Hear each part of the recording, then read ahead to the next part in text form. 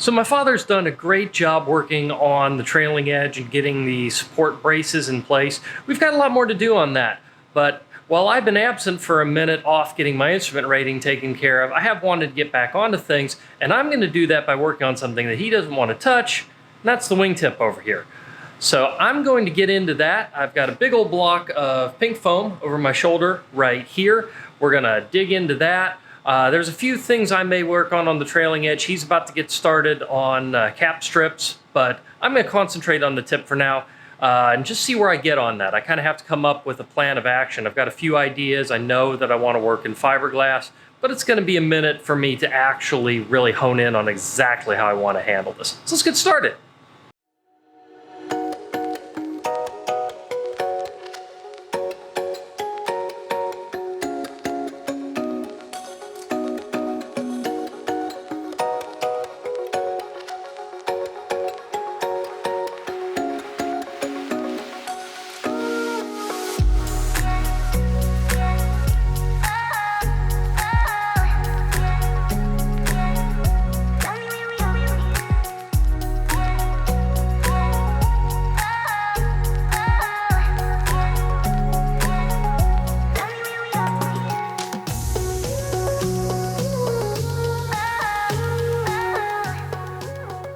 So what you've just seen me doing, other than making a gigantic mess out of my garage, is preparing the pieces that are ultimately going to be our wingtip, or the start of one anyway.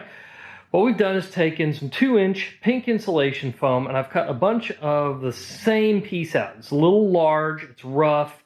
This is going to get carved down and ultimately fiberglass to turn into a fiberglass wingtip.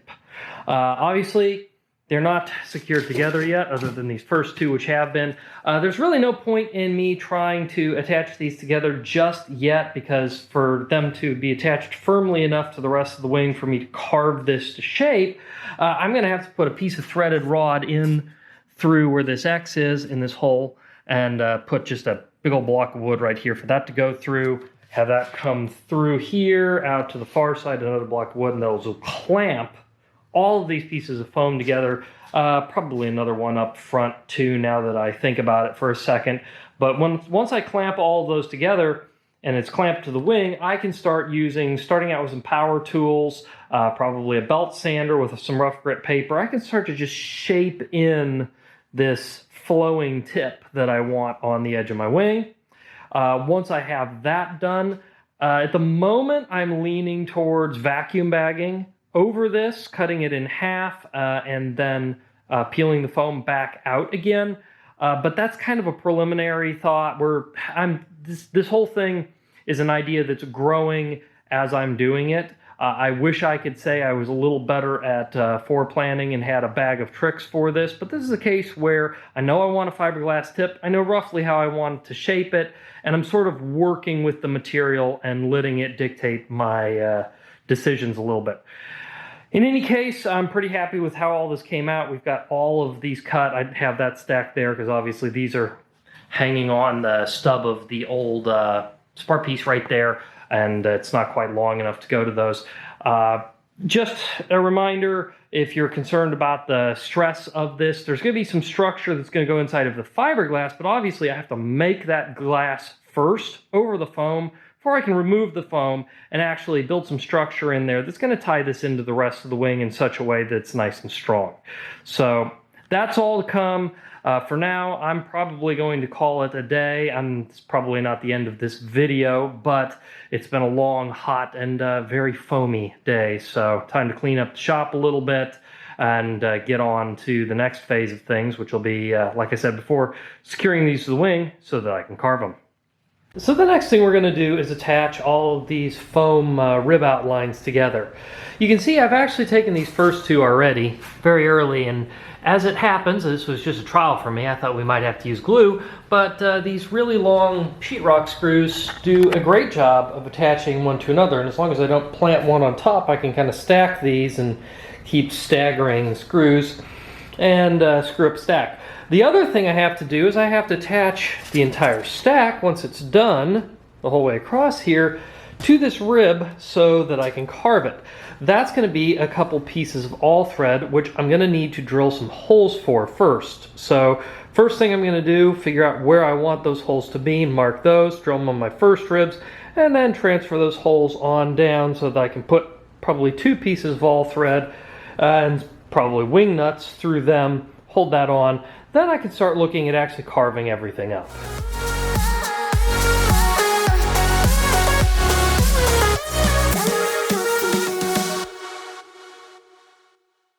So we've hit on a little hiccup that I had to solve. This is very typical of working on this project. Is you do things and sometimes your methodology doesn't work. In this case, I've been screwing together all of these pieces. However, one of the reasons we're screwing instead of gluing these to start with is we need to pull them apart later. Why is that? Well, once this is all carved up, it's going to have kind of an organic form to it. So we're going to have to duplicate that form for the other wingtip. So my thought process on this had been to make this where I could separate these individual layers and copy them onto new foam so that I would have sort of a layer cake, which wouldn't have that smooth organic form, but it would tell me, okay, at this point I need to hit here, then this point I need to hit here, this point I need to hit here. Gives me sort of a guide for the shape of the other tip. We'd be able to make them almost identical where you'd never be able to tell the difference. However, I realize in the process here, this is going to have an arc to it. Well, I'm going to start hitting screws. So this method is not going to work. We're going to be able to use screws probably in the back here because this section right behind the tube is going to be, let's say we have an airfoil something like that on the tip. Well, obviously that's going to be an area that I can put screws because it's the same on all of them. However, up in the front here, after a little debate, we're talking about using a high-strength double-sided tape to attach these, which will allow me to carve through that area, but still be able to peel these layers apart later and copy them onto new pieces. Just another challenge to solve in the process of building an airplane. One of probably about 1 million that we'll do before we're done.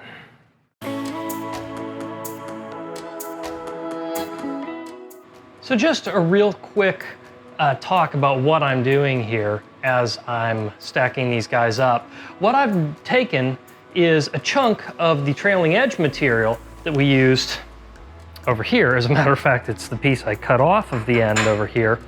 And I'm using that because the critical part of this, everything up there, I can carve that, but this has to fit. So I'm taking this piece of trailing edge that we have right here and just kind of setting it in as I set the next layer up, so that when I line everything up, these will all be able to go right onto the trailing edge and mate up. Just a little info on exactly how we're doing this.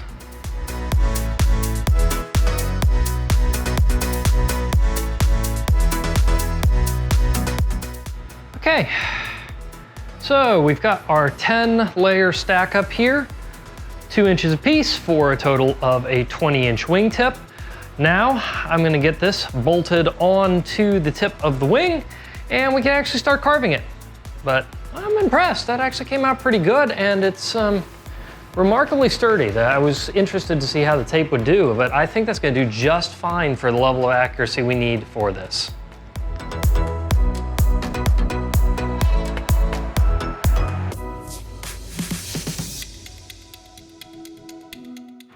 So as usual, mistakes were made and nothing goes exactly the way you wanted it. We had placed a cap strip the same way on the tip rib that we did on all the others, which is to say that it went on both sides of the rib, which means it stuck out here. Just a miscommunication between my father and I. I'm doing the wing tip, he's doing the cap strips, and he put the cap strips on centered, not knowing I wanted them inner. So I had to route this one down. It's not really a problem. Strength-wise, this is the least critical of all the ribs because it's out at the tip here, and besides we've got a full top cap strip, and we're going to be adding some structure into this anyway to support the tip, so that'll make it stronger anyway. So, with that routed back now, I've got a nice flat surface here that I can go ahead and suck the wingtip down against. I may have to do a little bit of tweaking, we'll see.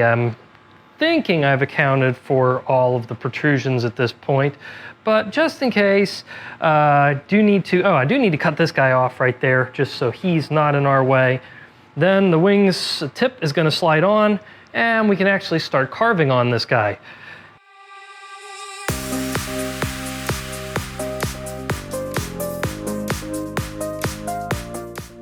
So I've done a couple things here beyond just carving this back a little bit.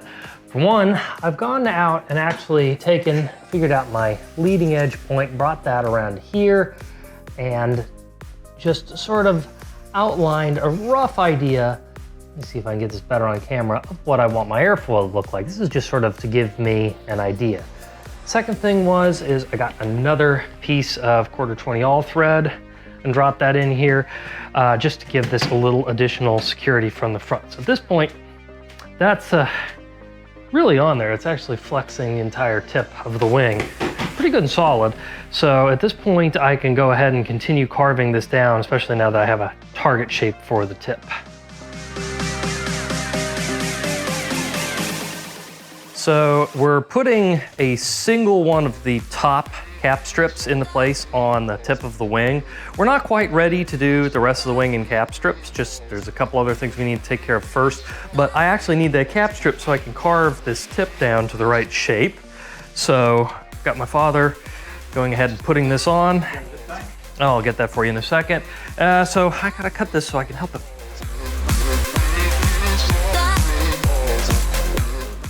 All right, so we've got this cap strip in place here. We had to get a bit creative on the tip.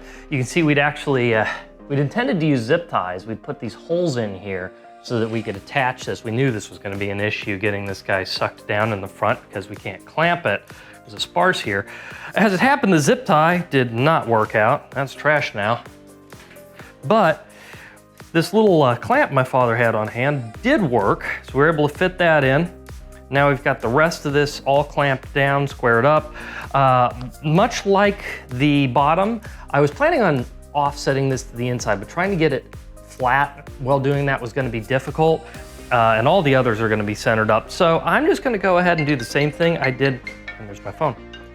I'm gonna do the same thing I did on the bottom and route the edge off.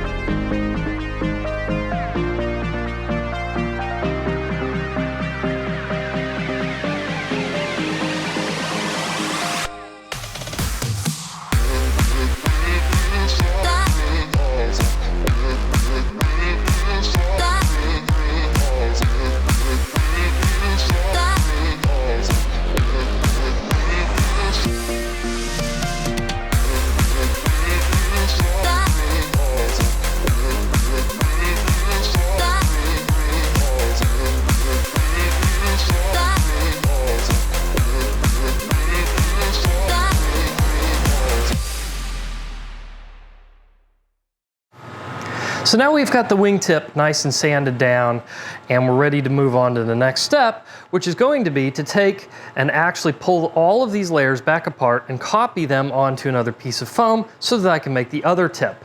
A couple of design decisions were made along the way. Any winglet or tip device that we put on here is going to be a bolt-on piece. So this is just going to go straight like this. That gives me maximum flexibility to change things later. I think that the overall look came out really nice. I'm happy. Obviously this is quite rough, but there's really no point in going too much finer than this at the moment in terms of sanding grits.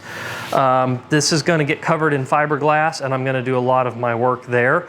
I have a little bit more sanding to do on the top, but in general, pretty close to the form I want.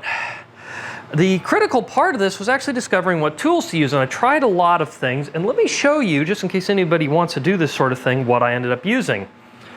First is one of these guys, which I've been calling it a rasp. I think that's the appropriate name, but I'm honestly not 100% certain. It's a woodworking tool, and I'm not sure where I got this one. I can't remember. I may have inherited this from another tool collection I bought out or something, but this guy does the mass removing. That's a real aggressive, let's see if I can get this to focus. Come on, focus. There we go. That's really aggressive, and that basically takes off a ton of material. I can remove a 1/2 inch of foam, no problem with that. I get started and that flattens things out pretty well, but it's quite rough. Then I follow that up with this long sanding block. I'm using 40 grit automotive auto body paper, which I had laying around conveniently, but that'll also move a lot of material, but it also is much better for flattening large areas, like for instance this, which that was all a whole lot of different layers and is now a nice flat consistent piece. You can look across it and it's exactly what we want, no ripples. For taking big chunks off, I used a combination of this, which is just a hacksaw blade in a handle, and also my Japanese pull saw, which is, it's over here. Irwin in this case. But all of these tools were what I used to do first the cutting to block in the big, and then sand this down. So far as the actual methodology I used to get it right, well, you saw me earlier, I made this, you can still see the edges of the line I drew on here to give me an idea where I wanted to end up at the end. And then I also had a piece of tape along here to give me an idea of where the leading edge needed to be so that it didn't end up wandering around or this was off at the end. And I feel like I've managed to get this pretty darn close to perfect. In any case, time to yank it apart, transpose it to some more foam, and once I've got that done, onto some fiberglass.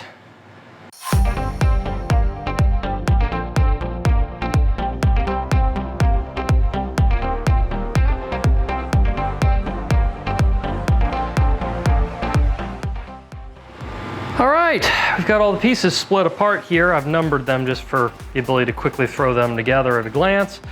That was surprisingly harder than expected. As you saw in the time lapse, I had to get my father to help me, and what we did is took an old guitar string here and just used that. We started out with a little one that was non-wound and finished with, well, I can't really get it to focus, but a wound guitar string, and used that working together to split this tape apart. Let me tell you, double layer carpet tape is some serious stuff, much more so than expected.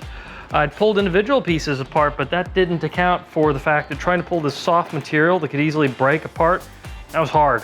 So anyway, now it is time to transpose all of these pieces onto another piece of foam so that I have a example of how to make my next tip. Then I'm going to glue these back together, and this time I'm actually going to glue them so I have solid coverage the whole way across, which will give me even a little more accuracy for my final fine sand, because obviously they're not going to go back together absolutely flawless. We'll fill all of that, and once I have that all together, I can start worrying about fiberglass.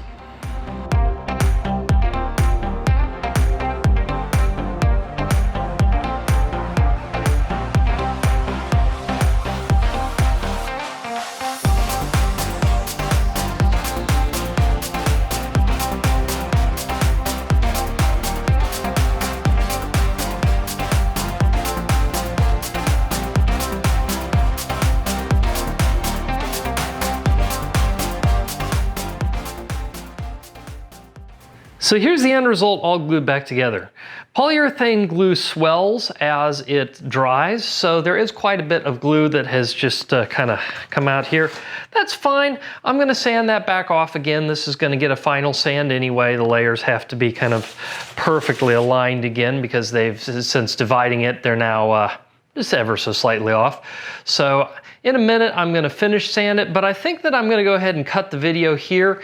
Unfortunately, I don't have the money right now to buy all of the fiberglassing supplies I need, so I'm going to set this aside. I have a few other things I'm going to work on, but in the meantime, it can live over in a corner until I have that fiberglass in and we're ready to go.